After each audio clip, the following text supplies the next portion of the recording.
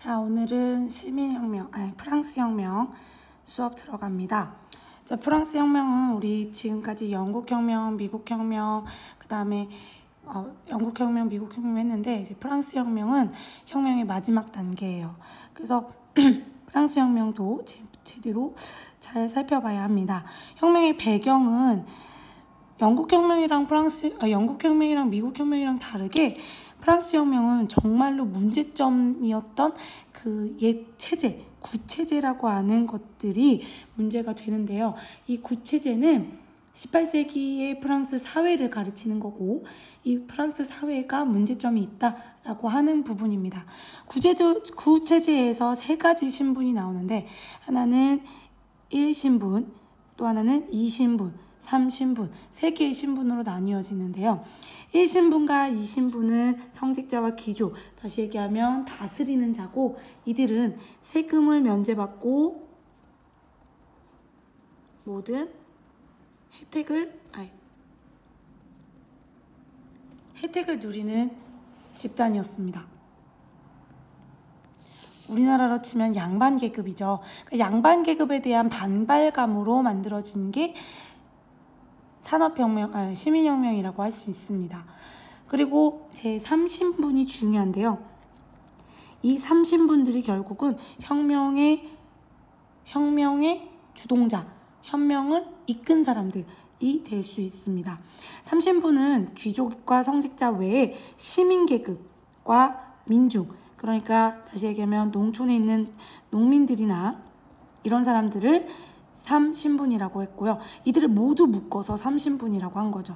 시민계급은 도시에 살고 있는 사람들을 시민계급이라고 하고요. 상공업자, 상업과 공업에 종사하는 사람들, 그 다음에 전문직 종사자, 이거는 변호사도 있을 수 있고요. 당시에 법률을 공부했기 때문에 법률 전문가라든지 아니면 의사, 이런 사람들을 전문직 종사자라고 하는 겁니다. 그래서 이 전문직 종사자들과 3신분들이 다수를 차지하고 있었지만 고위 관직에 임용될 수도 없었고, 또 제일 중요한 건 이들이 무거운 세금을 내고 있었다라고 하는 게 문제가 됐던 거죠. 그래서 시민계급들이 상공업으로 부유해졌는데, 이 부유한 것들이 이제 세금으로 나가게 되고, 또 자기네들은 부유한데 왜 이렇게밖에 살 수 없느냐라고 하는 의식에서 계몽 사상이 받아들여지면서 영향력을 확대하였고, 성직자와 귀족의 특권을 비판하는 사회개혁을 주장하게 되는 겁니다. 그래서 그림을 보면 이게 당시 구체제에 관련된 그림인데요. 첫 번째 그림은 요 사람 지금 십자가를 갖고 있죠. 그래서 십자가를 가지고 있는 이 사람이 성직자, 그 다음에 요 뒤에 있는 사람, 칼을 차고 있는 요 사람이 귀족, 그 다음에 그들이 놀고 있는데, 호화롭게 입는데 밑에서 땀도 뻘뻘 흘리고 얼굴 빨개져서 지팡이로 받치고 있는 요 사람이 바로 3신분의 사람이라고 하는 겁니다. 그래서 프랑스 혁명 이전에 프랑스의 상황을 보여주는 풍자 그림으로 이 그림이 가장 유명한데요. 이런 상황에서 귀족의 특권과 사회적인 개혁을 주장하는데, 이 주장이 가능했던 게 바로 계몽사상의 등장 때문이었습니다. 계몽사상이라고 하는 건 뭐냐면 18세기 전후하여 유럽에서 유행하고 있던, 특히 프랑스를 중심으로 발달하고 있던 새로운 사상인데요. 프랑스를 중심으로 만들어진, 뭐를 강조하고? 이성을 강조하고 무지와 미신에서 더 이상 의존하지 말자라고 하는 혁명입니다. 근데 이 프랑스 혁명은 사상입니다. 이거는 이성을 강조하면서 과학을 중요시하고요. 결국 계몽사상 때문에 과학이 발생할 수 있었던 거죠. 권위주의적이고 비합리적인 기존의 제도와 관습을 비판하고 프랑스 혁명에 영향을 끼쳤다라고 하는 계몽사상가들은 되게 많은데, 대표적인 계몽사상가가 언론, 출판, 신앙의 자유를 주장했던 볼테르, 이 사람은 미신을 없애야 된다라고 주장을 하고요. 절대앙정을 비판하고 권력의 분립, 그러니까 삼권 분립을 주장한 사람은 우리 미국 혁명에서도 얘기했던 몽테스키웨. 그 다음에 무엇을 통해 무엇을 통해? 사회 개혁론을 통해 사회는 계약을 한 거야. 어떤 계약을? 사회는 나의 권리를 보장해주기 위해 계약한 곳이야 라고 하는 사회 계약론을 주장하면서 인간은 태어나면서부터 자유로운 존재다 라고 얘기했던 루소. 이렇게 여러 명의 계몽주의자들이 절대 왕정은 문제가 있다. 정부는, 국가는 누구를 위해 있어야 된다? 국민을 위해 있어야 된다 라고 주장을 하게 된 거죠. 자, 그래서 프랑스 혁명의 직접적인 원인을 보면요. 직접적인 원인은 프랑스가 결국은 재정 적자가 있었어요. 지난 시간에 배웠던 것처럼 프랑스의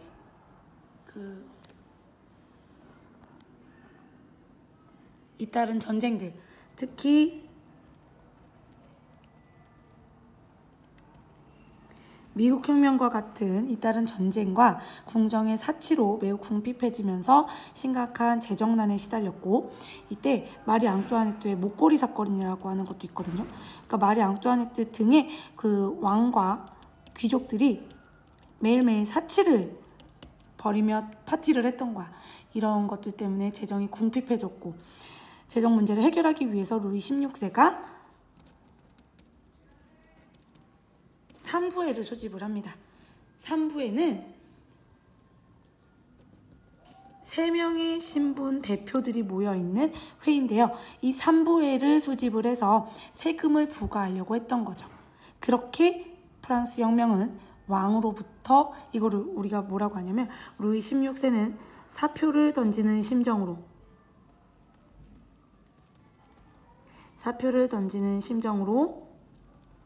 삼부회를 소집을 합니다. 자, 프랑스 혁명의 발발은요, 지금 여기 이렇게 나오는데, 이거는 여러분들이 순서를 좀 중요시 봐야 돼요. 이렇게 순서가 쭉 이어지거든요. 혁명 전쟁에서부터 나폴레옹의 쿠데타까지 쭉. 그래서 순서를 좀 많이 기억을 해둬야 돼요. 왜냐면 순서를 시험 문제 내기 좋거든요. 그래서 프랑스 혁명의 발발 순서를 보면요. 일단 3부회로 소집을 했는데 3부회에 문제가 있었어. 3부회가 3신분을 구성된 회의인데 1신분과 2신분과 3신분이 동등하게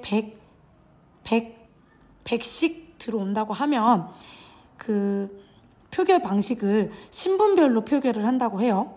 그러면 신분별로 표결을 하면 1신분이랑 2신분이 합칠 거 아니야. 그럼 3신분은 당연히 피해를 보겠죠. 그래서 3신분에서 뭐라고 하냐면 그러지 말고 머릿수 표결 방식을 주장합니다. 그러니까 3신분의 대표들이 머릿수 표결 방식을 해서 3신분이 인구가 제일 많으니 200명으로 하고 200으로 하자라고 얘기를 하면서 표결 방식을 주장을 하지만 결국 1신분이랑 2신분들은 그렇게 하면은 자기들이 하고자 하는 걸 못하니까 반대를 합니다. 그래서 제3신분 대표들은 테니스 코트에 모여가지고 국민의회를 결성을 하는 거죠. 이때 국민들은 제3신분들을 얘기하는 거고요. 우리의 의견을 받아들여달라고 하는 테니스 코트 서약을 시행을 합니다.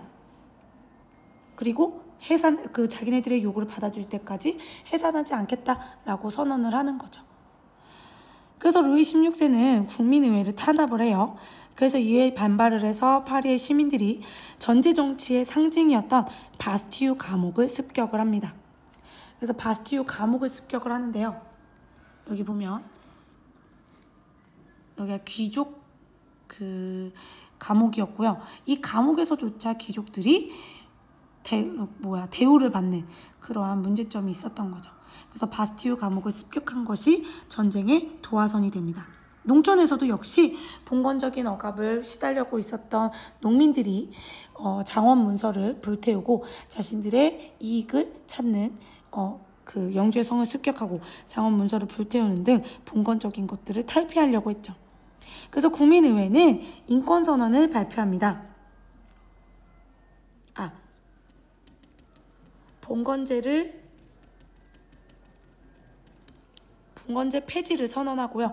인간과 시민의 권리 선언, 인권 선언을 발표를 합니다. 이게 중요하다고 했죠. 세 가지: 인권 선언, 독립 선언, 권리 장전.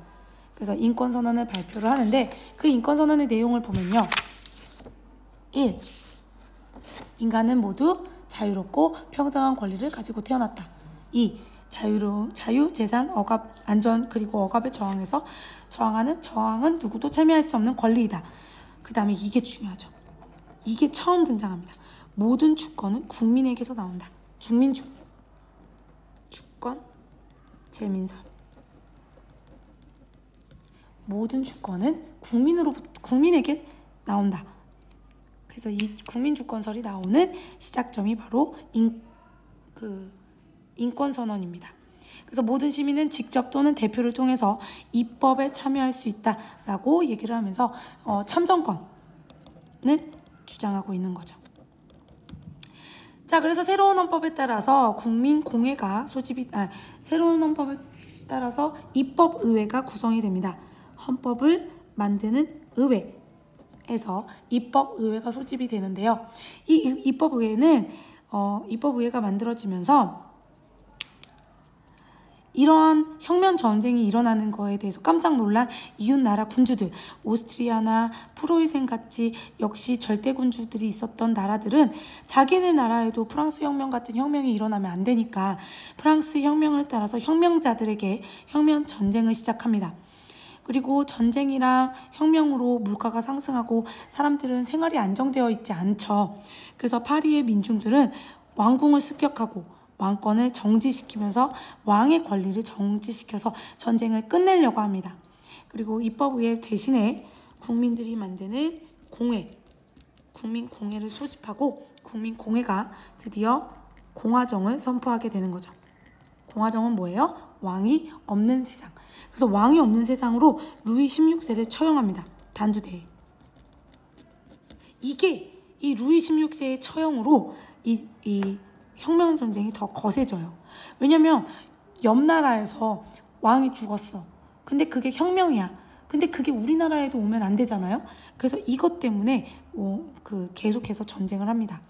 그러면서 혁명을 반대하는 사람들이 있는데 이 혁명에 반대하는 사람들을 처형을 하는 행위를 로베스피에르가 하는 걸 공포정치라고 하고요. 공포정치에서 수많은 사람들이 하루에도 몇십 명씩 죽어나가기 시작하는 거죠. 그 중에 대표적인 게 루이 16세의 아내였던 마리 앙뚜아네트. 더 웃긴 건 로베스피에르조차도 단두대에서 처형이 됩니다. 그러면서 공포정치는 많은 사람들의 불만을 품게 되고요. 온건파가 로베스피에르를 비롯한 자코뱅을 탄핵하면서 이들을 처형하고 공포정치를 중단하고 그 공포정치를 이끌었던 공화정이 아닌 여러 명의 총재가 나라를 이끄는 총재정부를 수립하는 거죠. 총재는 5명의 총재로 정부를 수립합니다. 하지만 여러 명이 하다 보니까 무능했고 이 무능한 것을 틈타서 정권을 장악했던 나폴레옹이 쿠데타를 일으키고요. 나폴레옹 통령정부를 수립하게 되는 거죠. 그래서 나폴레옹의 시기가 오게 되는 겁니다. 자, 이렇게 1804년 나폴레옹이 왕이 되고 그러니까 1804년에 나폴레옹은 통령정부에서 국내 개혁을 추진을 해요. 여러 가지 산업화와 관련된 개혁을 추진을 하고 군사적인 지도력을 발휘하면서 유럽 각국을 정복을 하고 프랑스의 위성 도시로 만들어 버립니다. 그리고 유럽 전체를 프랑스화하게 되는 거죠. 근데 마지막까지 정복하지 못했던 영국을 굴복시키기 위해서 나폴레옹이 대륙 봉쇄령을 실시를 해요. 다시 얘기하면 이 대륙 봉쇄령은 뭐냐면 영국과의 통상을 금지시키는 거죠. 근데 여기에서 러시아가 영국과의 통상 금지령을 어기고 러시아가 영국과 통상을 해요. 그래서 러시아를 원정을 합니다. 근데 문제는 뭐냐면 러시아의 동장군, 다시 얘기하면 러시아의 겨울이 빨리 왔다라는 걸 몰랐어요. 그래서 러시아의 원정 과정에서 나폴레옹이 몰락하게 되는 거죠. 근데 나폴레옹이라고 하는 사람이 등장했다라는 것 자체는 프랑스에게는 엄청난 이슈였어요. 처음 나폴레옹은 영웅이기도 했고 또 나폴레옹이라고 하는 사람 자체가 가지고 있는 그 위상, 그러니까 유럽 각국을 제압하는 그 위상이 굉장히 셌다라고 하는 겁니다. 하지만 그것보다 더 중요한 건 나폴레옹 혁명의 전쟁의 의의예요. 이게 되게 중요해요. 나폴레옹의 정복 전쟁은 프랑스 혁명의 원칙이었던 자유주의를 유럽 각국에다가 확산을 시킵니다. 왜냐하면 나폴레옹은 프랑스식으로 통치를 했거든요. 이 프랑스식의 통치가 바로 프랑스 혁명을 반영을 한 거야. 그래서 프랑스 혁명에서 있었던 자유주의의 이념이 유럽에 널리 확산이 됐고요. 나폴레옹의 지배에 저항하면서 나폴레옹이 이제 유럽 각국에다가 위성 도시를 만들었잖아. 그러니까 여기 저항을 하면서 유럽 각국에서 그 유럽 각국의 민족이 단결을 하기 시작하는 거죠. 그러면서 아이러니하게 외부의 적이 있으니까 이 외부의 적을 무너뜨리기 위해서 우리 국민이라고 하는 국민국가의 의식이 형성이 되고요. 이후로 우리가 국민국가라고 하는 게 나타나게 되는 겁니다. 그래서 이 나폴레옹 몰락 이후에 유럽을 재편성하고 재조직하는 과정에서 유럽이 성장을 하게 되는 거죠. 자, 여기서 띵동띵동 퀴즈입니다. 띵동. 자료 1.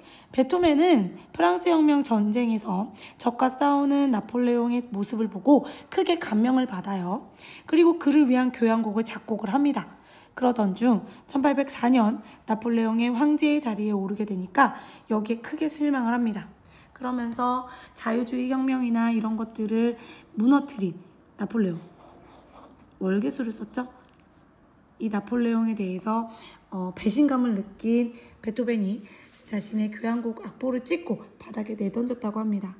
한때는 나폴레옹의 이름을 붙였던 이 작품은 훗날 한 위대한 인간의 추억이라는 주제로 붙여져 에로이카, 우리나라 말로 땡땡이라는 공명을 가지고 있는데요.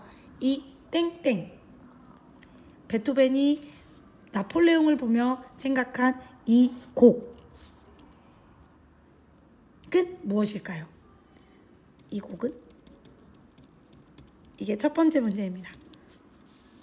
그 다음에 두 번째 문제. 혁명을 전파한다는 명분으로 에스파냐를 공격한 나폴레옹 군대는 1808년 5월 3일 에스파냐의 민중을 대학살을 하게 됩니다. 이에 분노한 화가 땡땡은 5월 2일과 5월 3일 연작을 그렸고 흰 옷을 입고 고풍스러운 모습을 하고 있는 사람들, 흰 옷을 입고 고풍스러운 이 사람들, 총칼로 맞서고 있는 이 사람들 중에 얘네가 프랑스고 얘네가 에스파냐인이죠. 그래서 에스파냐인들을 민중을 그리는 이 작가는 누구일까요? 땡땡은 누구일까요? 두 개를 찾아오시면 됩니다. 여기서 중요한 건 이 사건을 중심으로 민족주의가 전파되었다라는 거죠. 그러니까 에스파냐는 자기네 나라에 대한 의식이 없다가 이 사건을 계기로 민족이 무엇이지? 국가가 뭐지? 나는 누구지? 나는 누구와 싸워야 하지? 라고 하는 생각이 들게 되었다라고 하는 겁니다. 자, 프랑스 혁명은 여기까지고요. 프랑스 혁명에 대해서는 수업 시간에 조금 더 자세히 할 겁니다. 수고하셨습니다.